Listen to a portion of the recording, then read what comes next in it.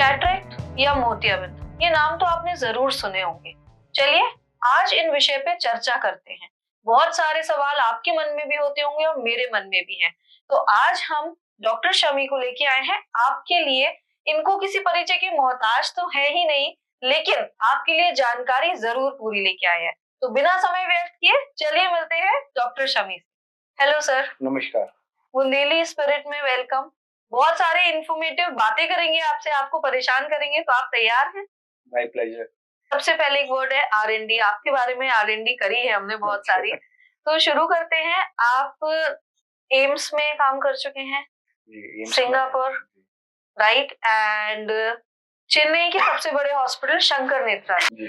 तो इतने बड़े बड़े हॉस्पिटल्स में काम करने के बाद झांसी बुंदेलखंड को सेवाएं देने का कैसे सोचा?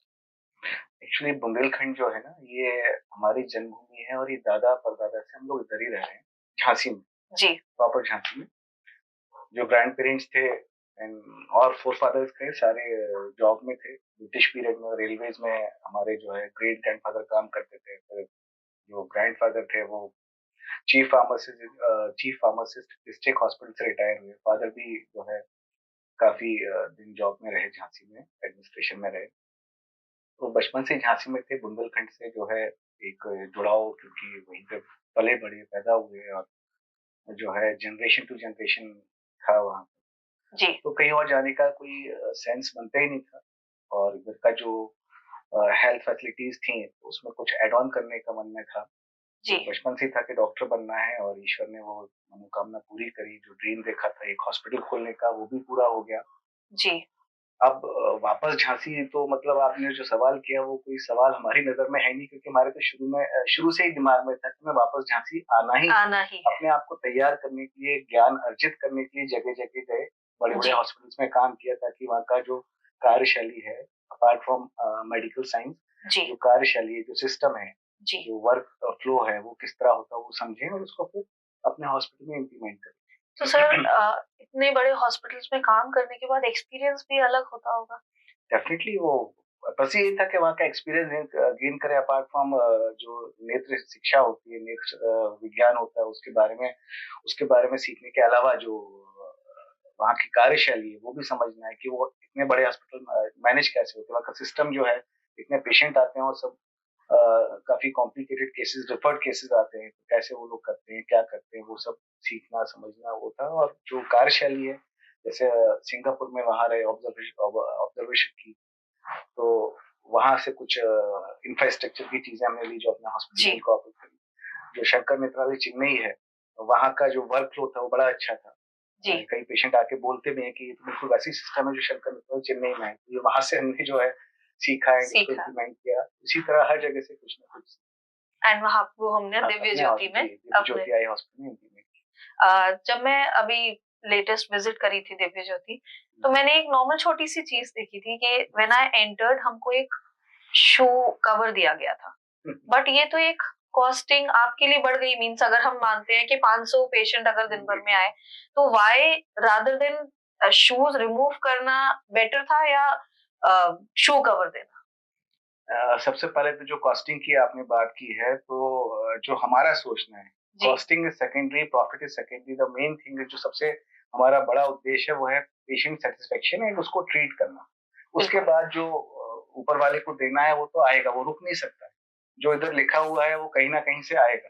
तो उसके लिए परेशान होना एंड जो है फैसिलिटीज को कर्टेल करना, अपने इंफ्रास्ट्रक्चर भी देखा होगा हॉस्पिटल का, जो हाइजीन लेवल है, जो साफ सफाई है, वो जल्दी देखने को नहीं मिलेगी आपको झांसी शहर।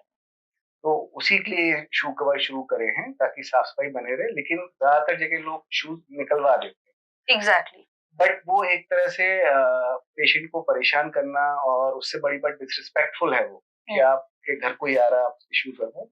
और ऑल्दो ये कल्चर है इंडिया में कि अपने शूज उतारना, पैर धोना, बट ये एशियन टाइम में था, पहले था। आजकल शूज हर कोई पहनता है। पहले ज्यादातर लोग स्लीपर्स पहनते थे, नंगे पैर होते थे, तो पैर धो के एंटर करिए घर में। अब शूज पहने हैं, और फिर काफी एजेड पेशेंट होते हैं हमारे, उनको कैटरेक्ट मोतियाबिंद होता था, वो 60 प्लस 50 प्लस हो, तो उनको शूज उतारना, पहनना, वो बड़ा एक कम्बरसम और बड़ा तकलीफ, कष्टदायी चीज होगी। तो इसका सब्स्टिट्यूट है कि वो आए आराम से शू कवर पहने, शू कवर, उससे उनको भी प्रॉब्लम नहीं होगी और हॉस्पिटल की साफ सफाई मेंटेन रहेगी। और जैसा आपको पता, cost is secondary, main aim is to give the facilities and treatment and treat the patient. Exactly. तो सर, जब मैंने हॉस्पिटल विजिट किया, मैंने एक जगह लिखा देखा था मॉड्यूलर ऑपरेशन थिएटर, तो ये मैंने कहीं नहीं सुना है अभी तक झांसी में। इसको आप थोड़ा सा एक्सप्लेन करेंगे?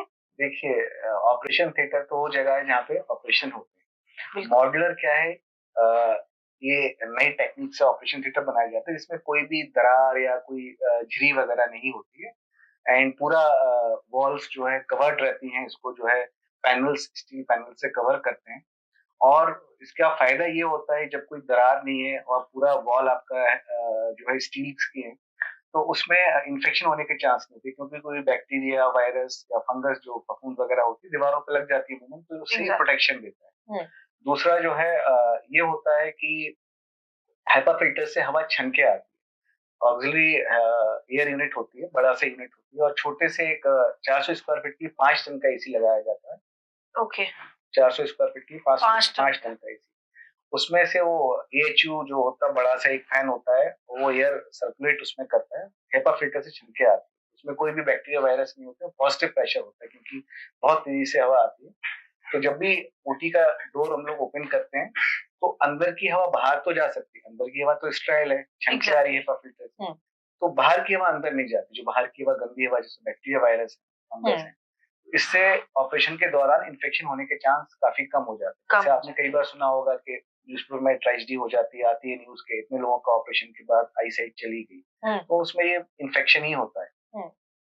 तो मॉड्यूलर ऑपरेशन थिएटर से इन्फेक्शन होने के चांस नेग्लिजिबल होता है, ये उसका फायदा होता है। तो मतलब ये एक बिल्कुल झांसी में पहली हॉस्पिटल में पहला ऑपरेशन थिएटर आंखों का मॉड्यूलर ऑपरेशन थिएटर पहला बना। बिल्कुल। अब झांसी की बात कर रहे हैं, तो एक छोटी सी बात मुझे पता चली थी बिल्कुल कि 7,000 मिनिमम अमाउंट रहता है हमारे ऑपरेशन का, राइट?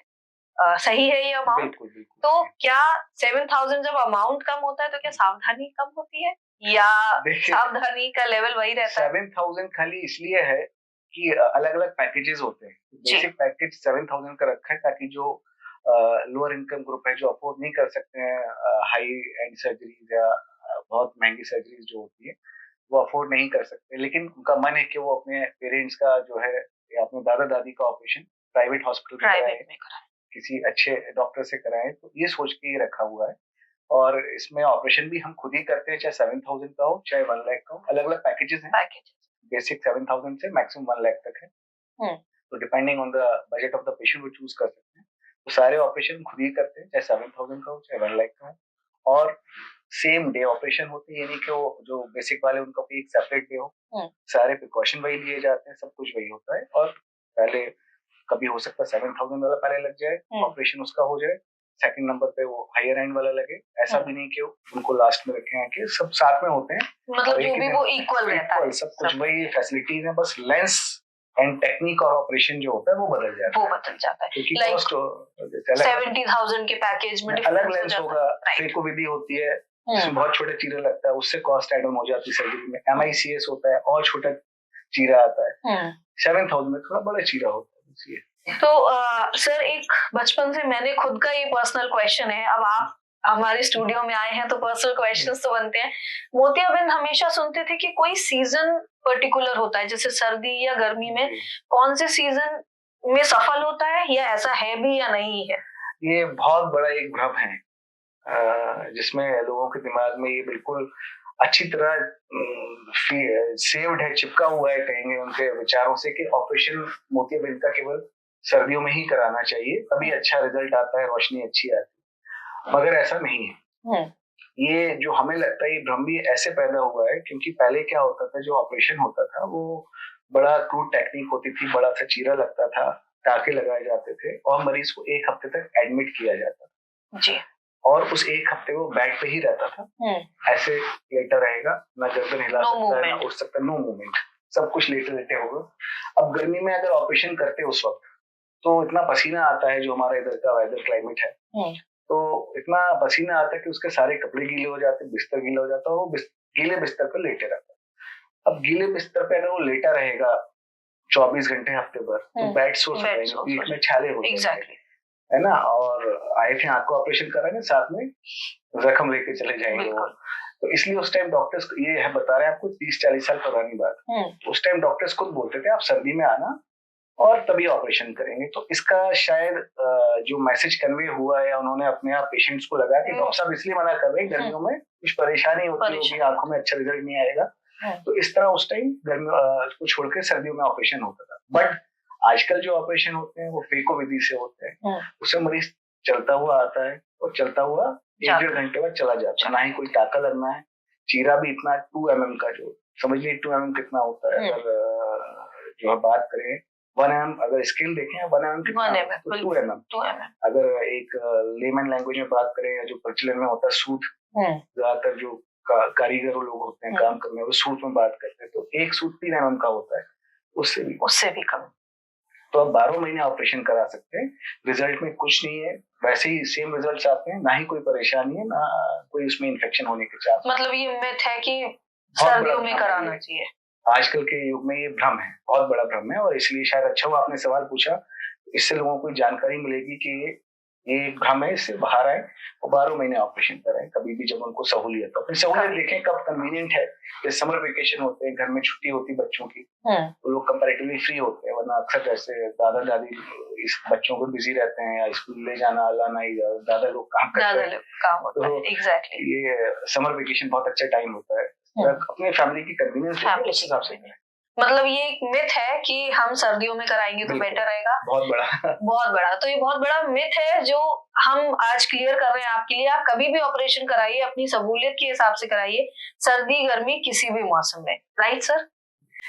सर जैसे हम बुंदेलखंड क्षेत्र में है, राइट, तो बुंदेलखंड क्षेत्र में बड़े बूढ़ों से सुना है, जैसे मैं भी गाँव से बिलोंग करती हूँ, कि मोतियाबिंद पकने पर ही इलाज कराया जाता है, तो ऐसा ये भी मिथ है या ये रियलिटी है, इसको थोड़ा एक्सप्लेन करिए। देखिए ये भी एक भ्रम है, और बड़े बूढ़े के आजकल तमाम नए लोग भी हैं, उनको भी, क्योंकि उन्होंने भी वही सुना जैसे आपने सुना है कि जब मोतियाबिंद पक जाए तभी उसका ऑपरेशन कराया, तो ये भी बहुत बड़ा भ्रम है। और इसका भी वही, जैसे आपने कहा सर्दी गर्मी में ऑपरेशन कब कराना चाहिए, वो भी आपको हम 30-40 साल पहले लेके थे और समझाया था, उसी तरह इसमें भी वही रीजन है।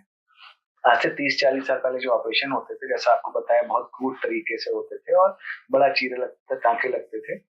उसमें क्या होता था, पूरा का पूरा मोतियाबिंद उसकी झिल्ली के साथ निकाल लेते थे, तो जितना पक जाता था उतना निकालना इजी होता था। जैसे पका हुआ फल पेड़ से आराम से टूट जाता था, मोतियाबिंद भी आराम से टूट जाता था, निकालने में इजी होता था, इसलिए बोलते थे कि पक जाए तब कराएं। दूसरा, जैसा बताया आपको, क्रूड ऑपरेशन होता था, तो रोशनी, लेंस नहीं डलता था आंख में, तो उसमें क्या होता था कि रोशनी जितनी अभी है, हो सकता है ऑपरेशन के बाद उससे कम आए, तो इसलिए पकने का मतलब है कि पूरा दिखना बंद हो गया। पूरा दिखना बंद हो गया तो ऑपरेशन के बाद जो भी थोड़ा बहुत अगर उसका विजन बढ़ेगा, रोशनी बढ़ेगी, तो ही विल बी हैप्पी, खुश रहेगा कि हमें दिखने लगा, कुछ तो दिखने लगा। 2 रीजन थे जो पकने पे ऑपरेशन कराते थे। आजकल क्या है कि जैसा उसमें पुराने टाइम में मोतियाबिंद और उसकी झिल्ली साथ में निकाल, अब जो नई टेक्निक्स हैं उसमें खाली मोतियाबिंद निकालते हैं, उसकी जो कवर होता है, झिल्ली, जो छिलका कह लें, जैसे आम का छिलका होता है, तो उसको जो है छोड़ देते हैं और उस झिल्ली पे लेंस आंख के अंदर रखते हैं, क्योंकि रखने की सपोर्ट तो चाहिए है ना आपको जी,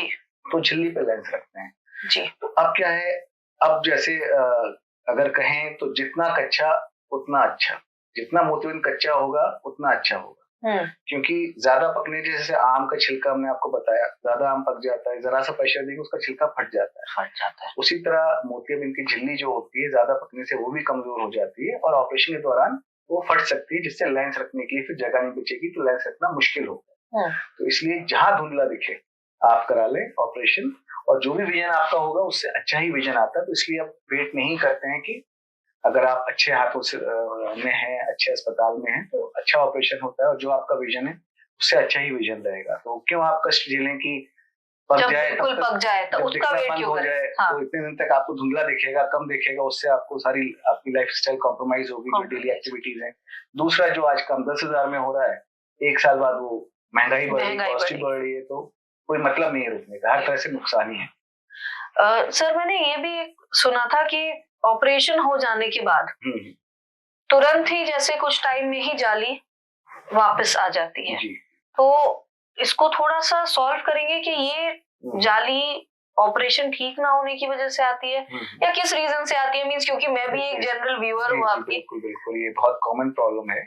और ये जो आपको होता है ना झिल्ली, वो ट्रांसपेरेंट होती है जी, बट कुछ दिनों बाद ऑपरेशन के कई केसेस में वो ओपेक यानी झिल्ली आ जाती है। तो इसमें क्या होता है, कई केस बड़ी कॉमन प्रॉब्लम है, कई केसेस में आती है। तो जो जैसा बताया आपको, लेंस रखते हैं एक झिल्ली पर, उसका जो कैप्सूल छिलका होता है उस पे मोतियाबिंद का, उस पे लेंस रखते हैं। तो वो ट्रांसपेरेंट होती है, पारदर्शी होती है, लेकिन कुछ दिनों बाद, महीनों बाद या सालों बाद वो ओपेक हो जाती है, अपारदर्शी हो जाती है, उससे लाइट पास बहुत कम होने लगती है। तो मरीज को फिर धुंधला दिखने लगता है। ऑपरेशन के बाद भी मोतियाबिंद निकल गया, लेंस डला, फिर भी उसको धुंधला दिखता है जी।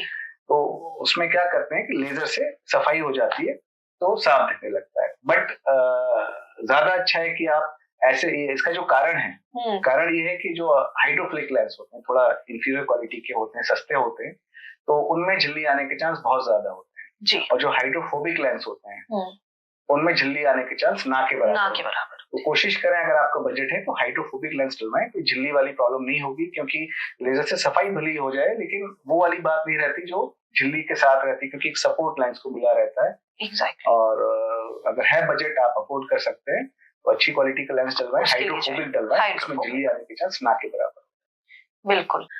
तो सर, दिव्य ज्योति अस्पताल की 2 मुख्य पॉलिसीज हैं, राइट? उचित परामर्श, पारदर्शी इलाज, लेंस का डब्बा, मरीज का हक। सही है ये? बिल्कुल। इनको हम एक्सप्लेन करेंगे सर। बिल्कुल बिल्कुल, ये बहुत अच्छा आपने जो है रिसर्च की है हमारे हॉस्पिटल के ऊपर। अच्छा लगा कि आपको ये जो है इसके बारे में आप पूछ रहे हैं, ताकि इससे लोगों को पता लगेगा कि क्या पॉलिसीज हैं। उचित परामर्श, पारदर्शी इलाज, एक डॉक्टर का काम क्या होता है? परामर्श देना, मरीज को बताना क्या बीमारी है और फिर उसको ट्रीट करना। उचित परामर्श, पारदर्शी इलाज। उचित परामर्श में क्या है कि मरीज को सही चीज बताना कि भाई क्या है, क्यों ये हो रहा है, कैसे इसका बचाव करें, इसका ट्रीटमेंट पॉसिबल है या नहीं, जो भी है उसको सही बताना। और इनकेस कोई ऐसा केस है जो आपकी फील्ड का नहीं है, उसको वहां भेज देना। जैसे रेटिना के डॉक्टर साथ में अलग होते हैं, तो जैसे हम एक फेको स्पेशलिस्ट हैं, कैटरेक्ट स्पेशलिस्ट हैं, तो आंख का जो पर्दा होता है, रेटिना बोलते हैं, उसके डॉक्टर से अलग होते हैं। तो अगर कई बार आते हैं मरीज, रेटिना की प्रॉब्लम है, तो उनको आप बताएं आप रेटिना के डॉक्टर के पास इलाज जी। और कौन सी दवा है, उसको कैसे डालना है, क्या करना, प्रॉपर समझाया जाता है। कितने दिन डालना है, अगर इसको आप ज्यादा दिन तक डालेंगे तो उसके क्या साइड इफेक्ट हो जाएंगे, इसको इतने दिन ना डालें। ये सारी चीजें हैं कि उसको प्रॉपर गाइडेंस मिल जाए, प्रॉपर परामर्श मिल जाए। जो भी उसकी क्वेरीज होते हैं, सवाल होते हैं, वो सवाल पूछे तो उसके जवाब मिल जाए। इसी को उचित परामर्श हमारी नजरों में कहा जाता है। और दूसरा आपने बोला लेंस का डब्बा, मरीज का हक जी। देखिए, जब भी ऑपरेशन के लिए कोई आता है मोतियाबिंद के हमारे पास, तो उसके दिमाग में सबसे बड़ा कंसर्न ये होता है कि इतने सारे पैकेजेस हैं जी, हम ये वाला पैकेज चुन रहे हैं, इसमें आपने फला लेंस लिखा हुआ, क्योंकि हमारा एक पैकेज है उसमें सारे डिस्क्रिप्ट है कि इस पैकेज में ये वाला लेंस होगा, उसका ये मॉडल है और इस ब्रांड को है। जैसे जॉनसन एंड जॉनसन हो गया, या इंडिया में केयर ग्रुप हो गया, इस तमाम बहुत सारे ब्रांड्स होते हैं। तो कि हम ये वाला चुन रहे हैं, तो आप ये इम्प्लांट करेंगे, ये हमें कैसे पता लगेगा क्या होगा? ये बहुत कॉमन क्वेश्चन है और 99% लोगों के दिमाग में रहता है। तो उसके लिए शुरू से ऑन द डे 1, जब पहला ऑपरेशन झांसी में हमने किया था, वैसे तो हजारों ऑपरेशन करने के बाद झांसी आए थे, काफी झांसी में भी कर चुके हैं, और जो झांसी में पहला ऑपरेशन किया था दिव्य ज्योति आई हॉस्पिटल में, तभी से ये पॉलिसी चल रही है कि मरीज जहां ऑपरेशन थिएटर से टेबल पे खड़ा हुआ, उसके हाथ में उसका लेंस का डब्बा थमा दिया जाता है, ताकि उसको पता रहे, वो देख ले उस पर क्या नाम लिखा हुआ, मैच कर ले जो हमारा पैकेज उसको दिया गया था कि हाँ वही लेंस है, उसी ब्रांड का है और वही मॉडल है। लेंस का डब्बा तो एक चीज हो गई, क्योंकि हमें तो फेंकना है लेंस का डब्बा, हमारे कोई काम करना, इससे अच्छा पेशेंट को दे दे, उससे उसका जो दिमाग में दुविधा है वो सॉल्व होगी, वो रिलैक्स होगा। साथ में एक कार्ड भी आता है, हर लेंस के डब्बे में एक कार्ड भी निकलता है, तो वो भी कार्ड भी दिया जाता है। ये नहीं कि हम किसी को बॉक्स दे दें, किसी को कार्ड दे दें, सारी चीजें, कार्ड है, फिर एक बारकोड स्टिकर होता है, ओके, वो भी दिया जाता है। तो हर मरीज को दिया जाता है, ताकि उसको ये उसका हक ही है भाई, जो उसने पे किया है लेंस के लिए, उसका डब्बा भी उसी का हुआ ना, तो फेंके क्या उसी को दे दे। बिल्कुल, जिससे उनको भी कंफ्यूजन ना हो कि हमारा कौन सा लेंस था, कौन सा क्या, तो एक क्लियरिटी के लिए हम ये फॉर श्योर करते हैं। कोई मांगे ना मांगे, उसके मन में दुविधा हो ना हो, ये प्रोटोकॉल है जी। मतलब स्टाफ को बताना नहीं पड़ता कि इसको देना है, इसको नहीं देना। A to Z सब जितने भी ऑपरेट हो रहे हैं फौरन डब्बा पकड़ा लिया। सर, हमारी रिसर्च टीम ने बताया था कि भारत के जवानों के लिए हम निशुल्क परामर्श देते हैं, क्या ये सही है? जी बिल्कुल सही है, और ये पिछले 5 साल से जो है इसको हम लोग फॉलो कर रहे हैं, क्योंकि झांसी के आसपास काफी ऐसे क्षेत्र हैं, बबीना है, तालबेट है, इवन जो है अपना कैंट एरिया भी है, तो काफी यहाँ पे आर्मी पर्सनल्स हैं। और शुरू में जो है देखा कि लोग आते हैं, काफी आसपास हैं जो ऐसे एरिया जहाँ पे मतलब झांसी के आसपास काफी जवान मौजूद हैं जी, अच्छी बल्क में हैं, काफी ज्यादा उनकी तादाद है। और ये दिमाग में ऐसे आया कि हमारी नजरों में जो इनका त्याग है वो बहुत ज्यादा है। हर काम में त्याग होता है, बलिदान होता है, मगर इनका त्याग बलिदान औरों से सर्वोपरि है, क्योंकि अपने घर वालों से सालों तक, महीनों तक जो है नहीं मिलते हैं, दूर रहते हैं और विषम परिस्थितियों में काम करते हैं। सर्दी हो गई, गर्मी हो गई, बिल्कुल एक्सट्रीम्स ऑफ टेम्परेचर वहां पे काम करते हैं।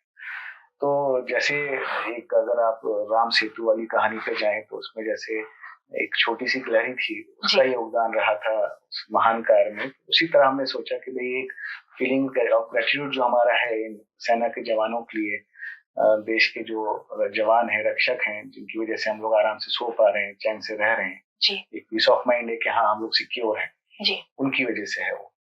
तो उनको हम ज्यादा तो नहीं कर सकते, तो अपना कंसल्टेशन फ्री कर दिया। जो भी दिखाने आते हैं, अगर वो वर्दी में आते हैं या अपना आई कार्ड लाते हैं, उनसे कोई परामर्श लिया जाता है। और अगर उनके डिपेंडेंट्स हैं, फैमिली मेंबर्स हैं, उनसे 50% कंसल्टेशन लेके उनको इस तरह एक छोटा सा पर बहुत अच्छा है ये, एक अपनी तरफ से कुछ भी अगर हम छोटा सा भी प्रदान कर रहे हैं इन लोग के लिए, क्योंकि ये बहुत छोटी चीज है जो हम कर पा रहे हैं। जैसा कि आपने बताया, ऐसे टेम्परेचर्स में रहते हैं जो आप और हम सोच भी नहीं सकते, तो उनके लिए अगर हम ऐसा कर रहे हैं तो ये बहुत अच्छा है। और ये मुझे भी प्रेरणा देता है कि ऐसा कुछ करना चाहिए। वही बात है ना, गिलहरी की तरह एक छोटा सा एक सहयोग हमारा। बिल्कुल सर, झांसी, बुंदेलखंड, भारत के अलावा भी आपके पास विदेशों से भी पेशेंट आते हैं, ये हमारी रिसर्च टीम ने बताया था, एंड ये सही भी है। तो ऐसा क्या हम अलग दे रहे हैं, दिव्य ज्योति अस्पताल क्या अलग दे रहा है जो हमारे पास पेशेंट्स आ रहे हैं अन्य अस्पतालों के? देखिए वही ना, उचित परामर्श, पारदर्शी इलाज, जो क्वालिटी वर्क है वो हर किसी को दिखता है। होता क्या है, जैसे दुबई से भी एक पेशेंट आए थे, ऑपरेट करा के गए, सऊदी से भी एक आए थे, ऑपरेट करा के गए, इवन कलकत्ता, पूरी इधर से भी पेशेंट आके ऑपरेट करा चुके हैं हमसे। तो होता क्या है कि जब क्वालिटी वर्क होता है तो लोगों को पता चलता है, तो जो उनके रिलेटिव्स हैं या नोन है वो बताते हैं। तो अगर वो ढूंढ रहे होते हैं कि हम कहाँ कराएं, तो उनको एक गाइडेंस मिल जाता है, और जब वो आते हैं सेटिस्फाई होते हैं देखकर सब कुछ, ऑपरेशन करा लेते, इलाज कराते हैं। मतलब ये एक अचीवमेंट है कि हमारे पास बुंदेलखंड, झांसी, तो ईश्वर की मेहर ही है, अचीवमेंट तो नहीं कहेंगे कि भाई लोग आ रहे हैं और खुश होकर जाते हैं इलाज करा के। बिल्कुल वही बात है सर, जब क्वालिटी काम देते हैं तो एग्जैक्टली हर कोई अप्रिशिएट करता है। अब सर जैसे हमारे व्यूअर्स देख रहे हैं, बुंदेली स्पिरिट के व्यूअर्स, तो बुंदेली स्पिरिट के व्यूअर्स के लिए कुछ खास डिस्काउंट है? जो व्यूअर्स के, जो आपके सब्सक्राइबर हैं, उनको हम कंसल्टेशन में अपने 30% डिस्काउंट कर देंगे। ये 15 फरवरी तक वैलिड रहेगा। और इसी ड्यूरेशन तक अगर ग्लासेस अपने बनवाते हैं, चश्मा बनवाते हैं, तो उसमें 20% डिस्काउंट कर देंगे। कंडीशन ये है कि आपका सब्सक्राइबर होना चाहिए। बड़ा अच्छा लगा ये पॉडकास्ट करके आपके साथ। जब पहली बार पता लगा कि आप एक पॉडकास्ट करना चाहते हैं हमारे साथ, तो एक काफी अच्छी फीलिंग है, क्योंकि आपको काफी शुरुआत से फॉलो कर रहे थे हम। उसमें देखा कि जो है आप काफी डॉक्टर्स के आपने इंटरव्यू ले रखे हैं, जिससे एक आम पब्लिक को अपने स्वास्थ्य को कैसे ख्याल रखें, कैसे ध्यान रखें अपनी हेल्थ का, वो उसमें आप लोगों को ज्ञान दे रही हैं अपने पॉडकास्ट के थ्रू। और सबसे बड़ी बात ये कि जब इधर आए, देखा जो आपका सेटअप देखा, तो बीइंग अ फीमेल इस तरह का सेटअप, स्टूडियो बनाना एक बड़ी बात है, और झांसी का ये पहला है, वो भी एक फीमेल ने शुरू करा। तो hats off to you, and आपको all the best. Team Divya Jyoti eye hospital, myself doctor Shami, thank All you, the best. Thank you, it's my pleasure to have you here. बहुत सारी बातें क्लियर हुई, मेरे खुद मिथ क्लियर हुए, rather than audience को भी हम क्लियर करेंगे ये मिथ। तो बहुत अच्छा लगा सर आपसे मिलके, और बहुत सारी इंफॉर्मेशन आपको मिली होगी। इंफॉर्मेशन मिली ना आपको, कितने सारे मिथ मेरे जैसे लोगों को, मीन्स आप सबको थे ये मिथ, राइट? अगर आप सर्दी में ऑपरेशन कराते हैं, गर्मी में कराते हैं, तो सारी इंफॉर्मेशन मैंने आपको दे रखी है, सर ने बहुत अच्छे से डिस्क्राइब किया है। तो पूरा पॉडकास्ट देखने के लिए थैंक यू, एंड मिलते हैं नेक्स्ट वीडियो।